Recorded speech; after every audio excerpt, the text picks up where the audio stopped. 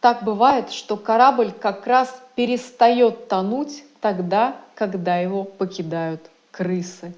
Подумайте, а вот те люди, которые вас сейчас оставили в трудной ситуации, может быть, они-то и создали как раз вам эту трудную ситуацию. И не надо горевать, что они вас не поддержали. Не надо горевать, что их нет рядом с вами. Они были балластом, они освободили ваше пространство.